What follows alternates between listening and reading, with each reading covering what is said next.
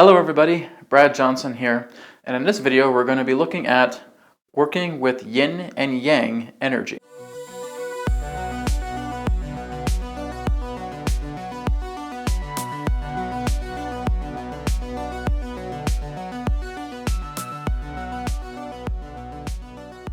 So Yin and Yang energy again is something that we can commonly find when we're working with a lot of the Eastern philosophies. When we're looking at Qi, when we're looking at Ki, when we're looking at Prana, Mana, life force, etc. All just ties back into the same thing. So as we look into Yin energy and Yang energy, now this is something very commonly used in things like Qigong, martial arts, etc. Is we start to get an understanding about what Yin and Yang Qi, or Yin and Yang energy, represent. So if we're looking, firstly, at the aspect of Yin, well, this would basically represent the feminine energy. Also represents that of nighttime, of the night, darkness, representing that of the moon. Can often be associated with water and the color blue. It also represents our in-breath. It is also more intertwined together with the energies of spirit. Okay? So that would represent the degree to Yin. Feminine, night, moon, water, blue, in-breath, spirit. Now if we look at Yang energy, we would have the masculine. We would have day. And we'd have the sun. We would have fire. We would have red. We would have out-breath. Of course, we would have physicality, or matter, material in that way. So this is again representing the breakdown as we look into Yin and Yang.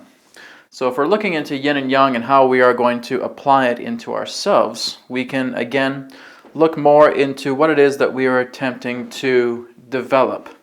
So if we want to bring in more spiritual energy within ourselves, we're looking to develop more of the Yin energy.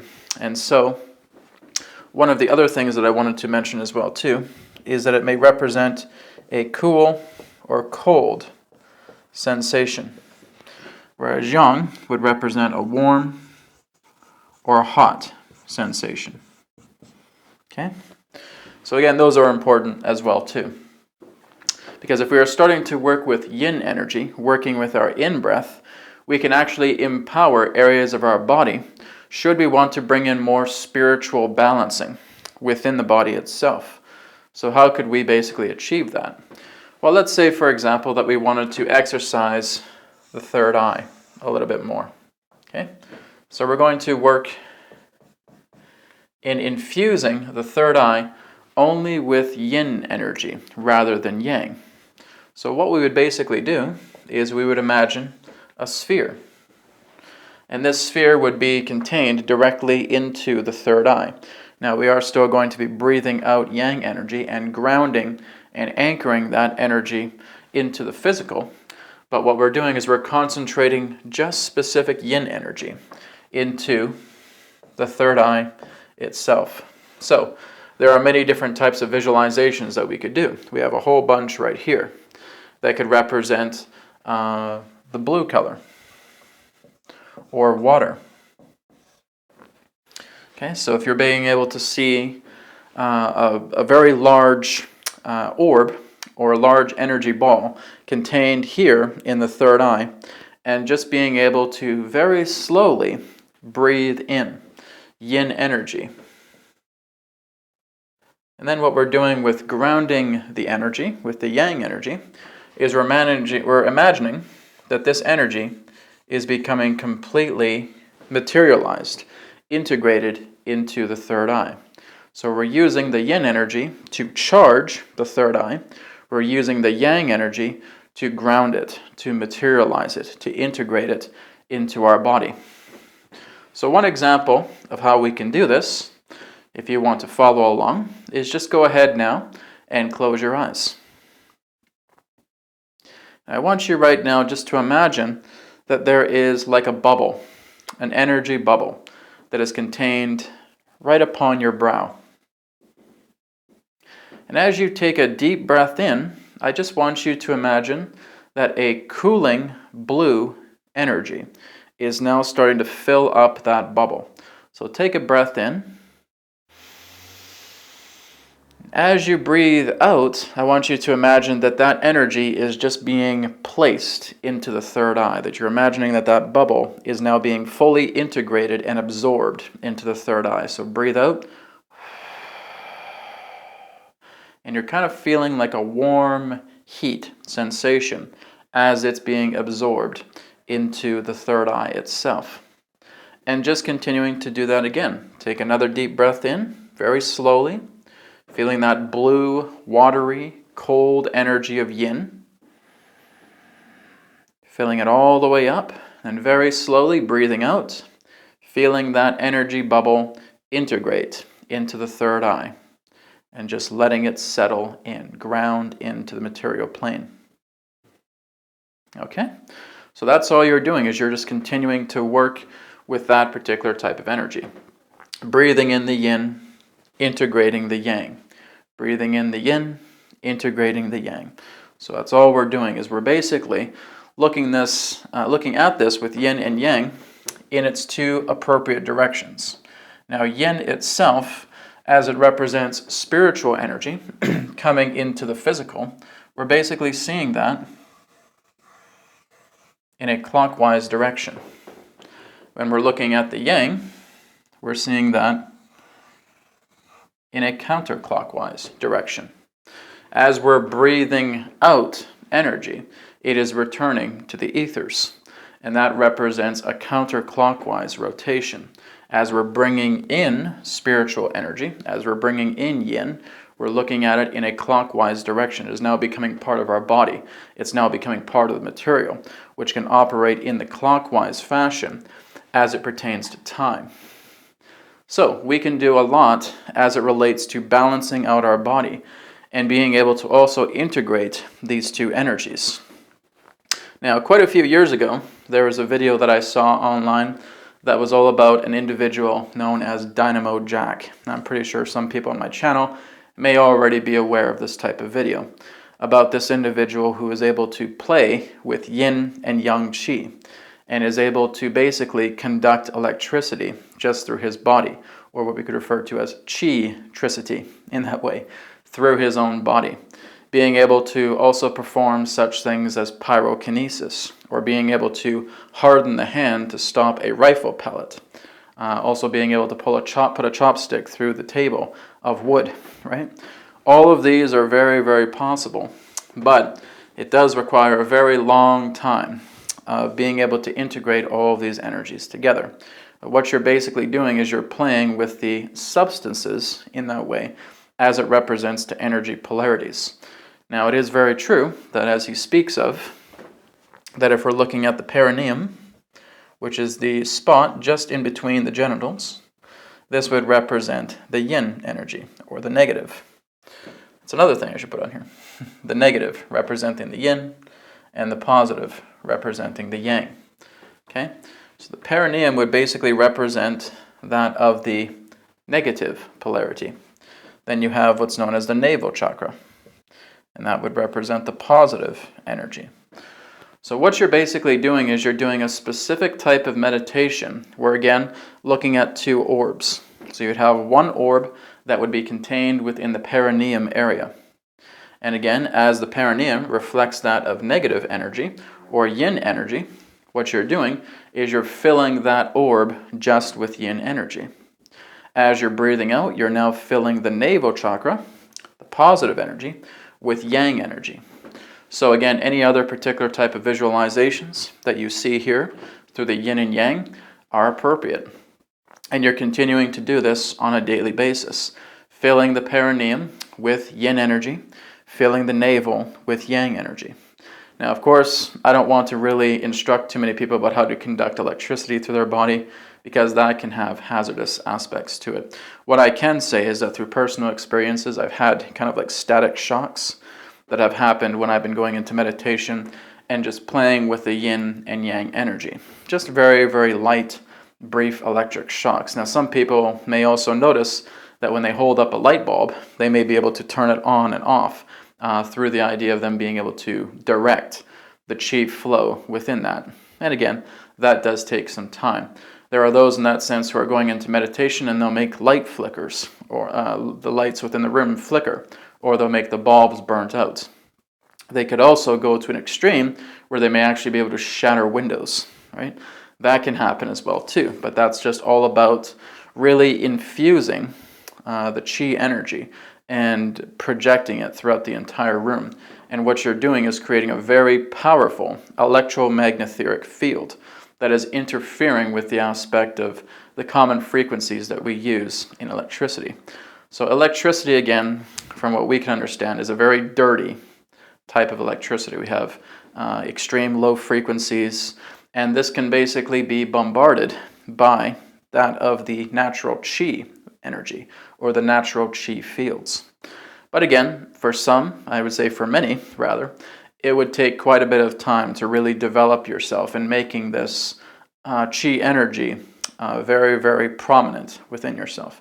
It's kind of like a martial artist that needs to spend quite a few years toughening up their body, hardening their body, so that their skin becomes their armor.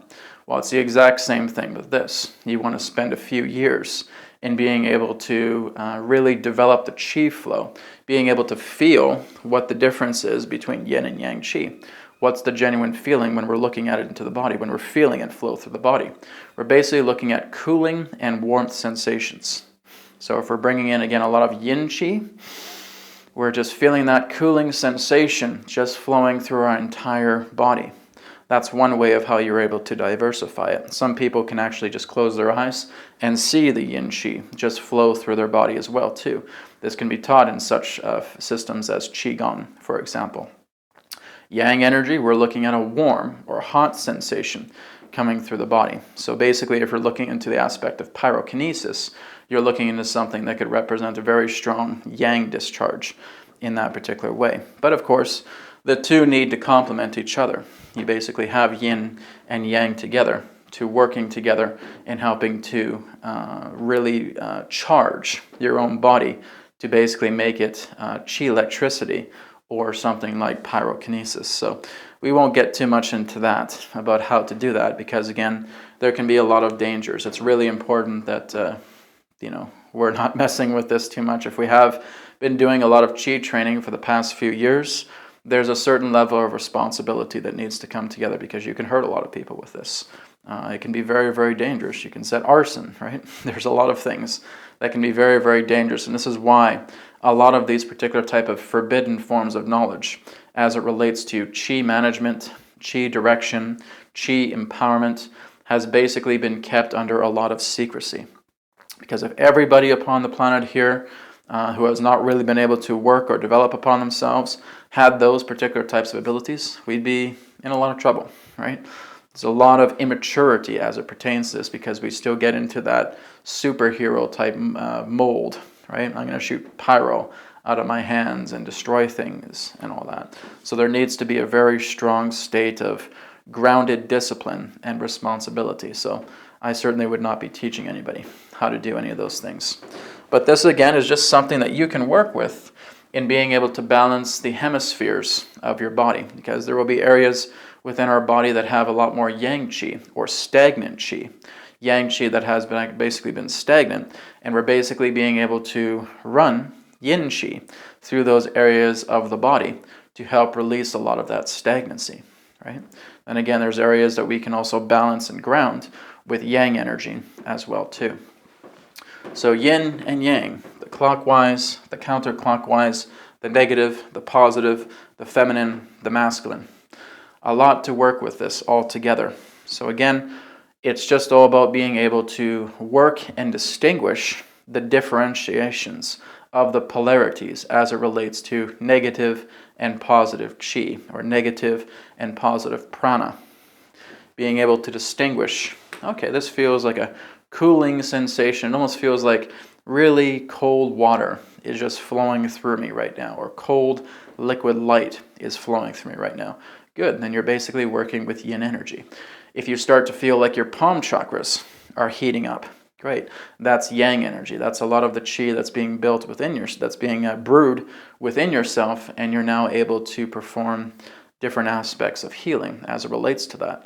Sometimes if we're also being able to let go of certain emotions, we may notice that areas of our body may start to heat up. Well, that's because we've been doing some stirring going on within the body, and now we're allowing that yang chi to basically dissipate. So we'll feel those warm or very hot sensations coming through the body as we start to work on our emotional states, helping to dissolve mental barriers, and a lot more.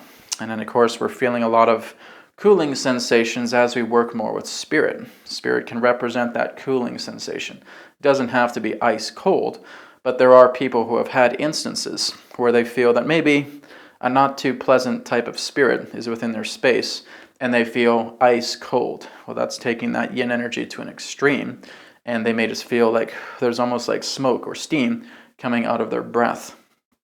And that can be the aspect of a spirit. So it doesn't always mean that they're going to be quote-unquote malevolent, but it just represents that a very powerful charge of yin energy is there. This can also reflect into the phenomenon of ectoplasm as well too. So that's another discussion within itself.